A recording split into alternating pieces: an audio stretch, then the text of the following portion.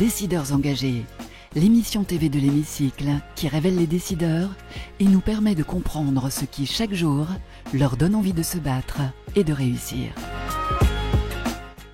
Bienvenue dans On se dit tout, l'émission des décideurs engagés sur l'Hémicycle TV, et j'ai le plaisir de recevoir aujourd'hui Alexandre Dugarot. Bonjour. Bonjour. Merci beaucoup d'être avec nous dans On se dit tout. C'est votre émission, l'émission des décideurs engagés. Vous êtes membre du comité exécutif d'Alliance France en charge de la distribution. On va en parler, mais le principe de l'émission, c'est d'abord de parler de vous, Alexandre Dugarot. On a envie de vous connaître un petit peu mieux. Est-ce que vous pouvez nous dire ce qui vous porte, par exemple, dans la vie ? Moi, ce qui me porte, c'est de me faire plaisir tous les jours avec un métier où on s'embête jamais, puisque les problèmes qui se posent à nous se renouvellent chaque jour. Et je trouve que c'est ça qui fait avancer dans ce métier. Puis ensuite, plein de passions à côté également. Ah bah voilà, dites-nous en plus sur vos passions, quelles sont-elles ? Les passions, la première, c'est le sport. Hein. On a vu le PSG là en Coupe d'Europe. Moi, je suis un fan de football depuis longtemps. Et puis consacrer du temps à la famille, pouvoir passer des bons moments, voyager ensemble. Tout ça, c'est des choses qui me tiennent à cœur. Oui, donc vous gardez du temps quand même pour justement passer ce temps avec votre famille. C'est possible quand on est membre du COMEX d'Alliance France ? Tout est possible. Je voyage beaucoup en France pour animer les réseaux de distribution, 10 000 personnes qui sont partout sur le terrain au plus proche. Beaucoup à Munich également, puisqu'on fait partie d'un groupe mondial et que le centre de décision est à Munich. Ensuite, l'objectif, c'est toujours de garder l'équilibre, son équilibre, chacun. L'équilibre d'Alliance France, votre équilibre personnel. Exactement. Alors, vous avez fait toute votre carrière chez Alliance. Pourquoi avoir choisi ce secteur ? Est-ce que c'était un choix ? Alors, l'assurance, c'est jamais un choix, ou très très rarement, c'est presque inquiétant si c'est un choix. Donc non, c'est pas un choix. Pourquoi c'est inquiétant ? Je connais peu de jeunes qui se réveillent un matin en se disant « Tiens, je vais devenir assureur ». En tout cas, moi, c'était pas du tout le cas. Je suis rentré en fait chez AGF en 99, début 99, et sur un programme qui m'a intéressé parce que ça s'appelait un programme pépinière. Et au fond, je savais pas du tout ce que je voulais faire.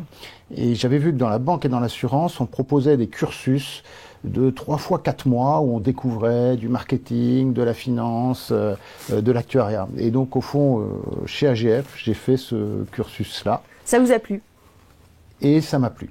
Et ça m'a plu, pas tout de suite, mais après plusieurs expériences, j'ai vu qu'il y avait une variété de métiers incroyable dans l'assurance. Et au fil de ma carrière, j'ai pu en découvrir. Voilà, donc vous avez gravi les échelons. Qu'est-ce qui vous plaît particulièrement alors dans ce métier d'assureur ? Alors vous disiez, on s'ennuie jamais parce que c'est vrai que les risques finalement sont multiples. Alors c'est un, qu'on s'ennuie jamais, et deux, qu'il y a une variété de métiers absolument incroyable. Moi, j'ai commencé en travaillant plutôt dans le contrôle de gestion. Ensuite, j'ai fait du marketing. Ensuite, j'ai été à Munich, où j'ai pu travailler sur le pilotage à l'époque d'AGF France. Après, j'ai fait de la technique produit, fabriquer des contrats auto, multirisque, habitation. Et depuis 15 ans, j'anime les réseaux de distribution. Donc, il y a aussi la variété de métiers que l'on peut faire. Et à chaque fois, dans les métiers, on va trouver une composante technique et une composante humaine forte. Et ça, c'est assez rare de voir autant de diversité dans les métiers. Absolument, donc ça a du sens finalement, c'est ce que vous êtes en train de nous dire.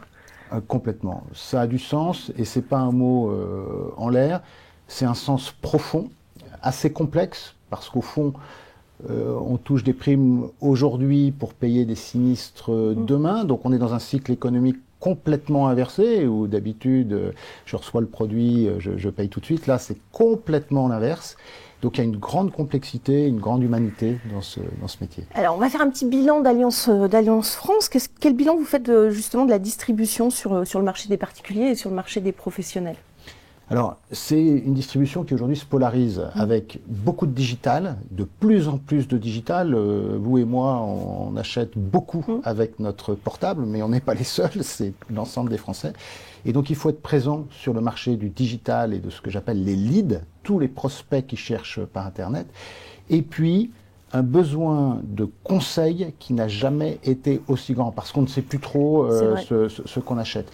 Et cette polarisation, elle est passionnante, parce qu'il faut trouver des modèles qui offrent deux choses très antagonistes aux Français, qui ont besoin de ce conseil et de cette proximité et de cet accompagnement, y compris en cas de sinistre grave, mais qui sont de plus en plus digitaux. Oui, qui recherchent. D'ailleurs, il y a des assurances aujourd'hui qui sont 100% en ligne. Bien sûr, bien sûr. Est-ce que Allianz France subit cette concurrence ou pas? Oui, on l'a subi, c'est normal, et on y répond en ayant plein de services digitaux, mais en étant capable de créer ce que j'appelle des leads, c'est-à-dire des prospects que l'on envoie dans nos points de vente physiques auprès de nos collaborateurs, collaboratrices sur le terrain, et qui sont capables de répondre aux besoins de façon proche et pertinente. Maintenant, le 100% direct prend aussi des parts de marché en France, avec plein de nouveaux acteurs qui sont très très dynamiques, on le voit, il y a des historiques comme Direct Assurance, il y a des nouveaux venus comme Achille qui réinventent l'assurance, et ça c'est excellent pour le secteur. C'est motivant, ça vous oblige aussi à vous réadapter. C'est génial, ça nous oblige à nous réadapter, à rester compétitifs. L'importance des conseillers, vous le disiez, dans un monde de plus en plus incertain, comment est-ce que les offres s'adaptent dans la mesure où les Français, certains ne s'assurent même plus parce que les risques sont considérables, et les catastrophes naturelles notamment, ça coûte de plus en plus cher de s'assurer aujourd'hui. Comment est-ce qu'on répond à cette problématique ? Alors, ça coûte de plus en plus cher. La Renault Clio a pris 45% en 4 ans, et ça coûte plus cher parce que notre métier fondamentalement, c'est de payer les réparations, c'est d'indemniser, et quand le bien vaut plus cher, l'indemnisation vaut plus cher, la prime vaut plus cher. Bien sûr. Donc ce que vous dites est fondamental. C'est la capacité à s'assurer. Plus de 800 000 Français roulent sans assurance. De plus en plus négligent l'assurance de leur habitation, alors qu'on parle de responsabilité civile en cas de dommage au tiers ou de son bien le plus précieux. Et donc, il faut absolument se réinventer, et on le fait avec des offres plus modulables et qui permettent, pour celles et ceux qui ont un budget moindre, d'avoir une franchise plus élevée, de retirer quelques garanties annexes. Le bris des glaces, c'est pas toujours, mais pour trouver du prix et permettre l'assurabilité en cas de coup dur du plus grand nombre. En tout cas, c'est comme ça qu'on le fait, que la plupart des acteurs le font, et à mon avis, c'est très très bien. Donc oui, c'est inéluctable, les risques augmentent, les primes augmentent, et il faut des assurances plus modulaires et inclusives qui répondent aux besoins de tous. Voilà, des assurances inclusives qui concernent évidemment les personnes qui ont un pouvoir d'achat très Il faut répondre, petit. moi je le dis toujours, aux besoins du client, ça c'est la méthode de vente, mais aussi au budget. Il faut aussi répondre aux zones à risque, où là aussi c'est compliqué. Bien sûr. On peut avoir du pouvoir d'achat, mais on se situe dans une zone où c'est compliqué de s'assurer aussi. Alors il y a deux types de politiques sur le marché. Sur les zones à risque, sécheresse, on peut parler du Gers, on peut parler du Nord-Pas-de-Calais aussi, où il y a des inondations et des sécheresses. C'est pas réservé à des zones où on se disait... Il y a deux types de politiques sur le marché. Quelques compagnies qui vont interdire la souscription des risques, donc qui vont sortir des zones à risque pour se consacrer sur des zones moins risquées. Chez Allianz France, nous, on a décidé de rester partout. Pourquoi ? Parce qu'on a justement ces 10 000 personnes sur le terrain qui sont implantées dans tous les territoires. 97% des Français ont une agence à moins de 20 minutes de chez eux. Et donc, on souhaite rester partout. Quand on veut rester partout, il faut mutualiser la prime sur tout. Ça veut dire qu'on sera parfois plus cher, dans certaines zones, partout, mais pour rester présent dans toutes les zones. Et pour rester présent, il faut aussi avoir des talents, des personnes qui sont que vous recrutez. Quelle est votre politique en la matière ?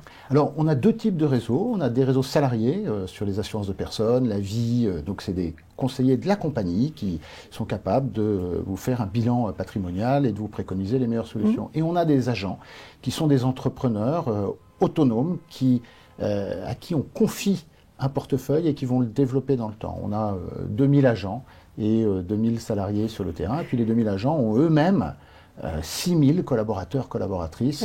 Donc ils gardent une forme d'indépendance aussi. Exactement. D'accord.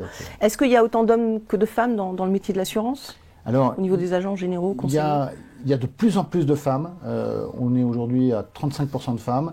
Quand j'ai commencé à la distrib en 2010, on était à 10-15%. Donc le nombre de femmes, c'est des métiers commerciaux, est en train de croître très très rapidement. Dans les nouvelles promotions qu'on intègre, on est quasiment à 40% de femmes et on est très content de cette diversité accrue. C'est dû à quoi selon vous Augmentation du nombre de femmes? Alors, je pense qu'il y a de plus en plus de femmes qui sont prêtes à être entrepreneurs. Ouais, voilà, c'est le sien. À se développer, à être chef d'entreprise, hein, puisque être agent, c'est être chef d'entreprise, et qui sont de plus en plus attirés par ces métiers qui laissent beaucoup de marge de manœuvre en termes d'organisation, en termes d'initiative. Et je pense que c'était une tradition qui était très masculine, il faut l'avouer. Dans l'assurance et dans le commercial, on combinait deux points assez masculins et qu'aujourd'hui c'est complètement ouvert et tout le monde se rend compte de l'attrait de ces métiers. Merci beaucoup. On va passer à la question de nos partenaires à présent, la question de l'IFPAS, le leader dans les assurances, et tout de suite.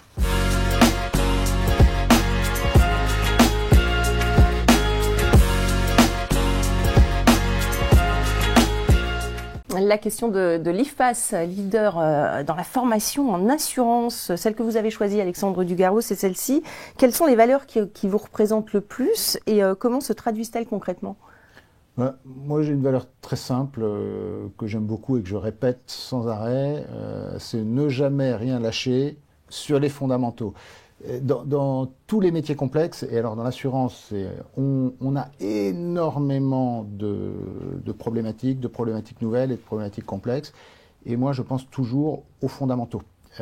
Mais pas aux fondamentaux pour les fondamentaux, aux fondamentaux pour les réinventer en permanence. Donc c'est cet engagement à ne jamais rien lâcher sur les fondamentaux qui m'anime. Et quels sont-ils ces fondamentaux? Alors, les fondamentaux, pour moi, c'est le bon sens dans nos métiers. Ça va être la solidité, ça va être évidemment l'assurabilité, le fait d'avoir des bons produits, des produits solides. Ça va être également la vente, parce qu'il ne faut jamais oublier que personne ne se lève le matin en se disant « Tiens, je dois acheter mon produit d'assurance ». Il faut aller proposer nos solutions. Souvent, je le dis à nos commerciaux, hein, un produit dont on ne parle pas, c'est un produit qu'on ne vendra pas. Voilà. Donc, les fondamentaux, c'est le bon sens de nos métiers. La question de Toscaloup à présent, l'accélérateur en stratégie sociale, dans 2 secondes, juste après le jingle.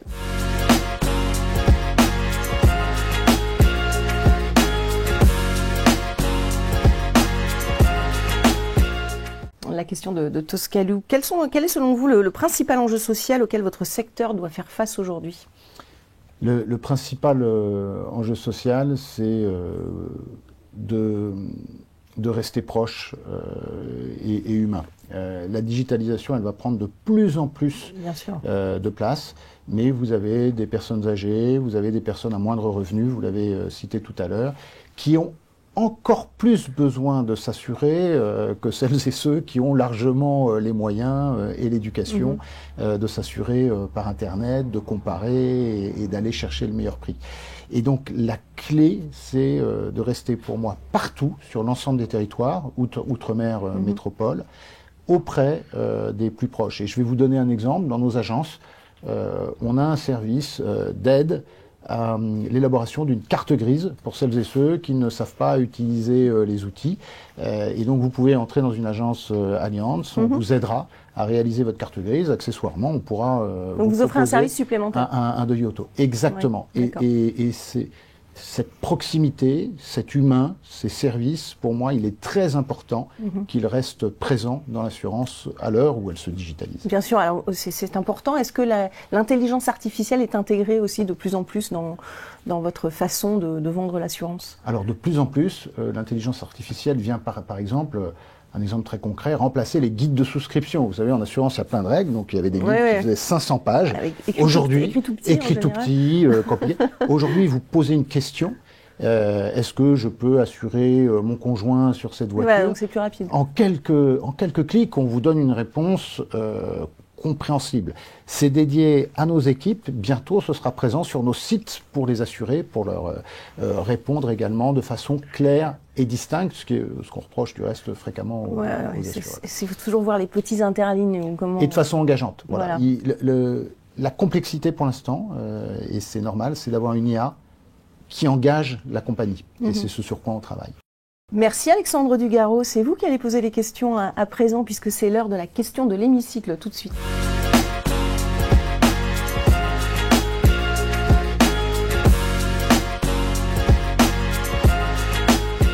La question de l'hémicycle, qu'est-ce que vous avez envie de leur dire à ces femmes et ces hommes qui nous gouvernent aujourd'hui? On parlait des risques, j'imagine que vous avez pas mal de préoccupations. C'est le moment en tout cas d'interpeller nos gouvernants. Vous avez 1 à 2 minutes face caméra, c'est à vous.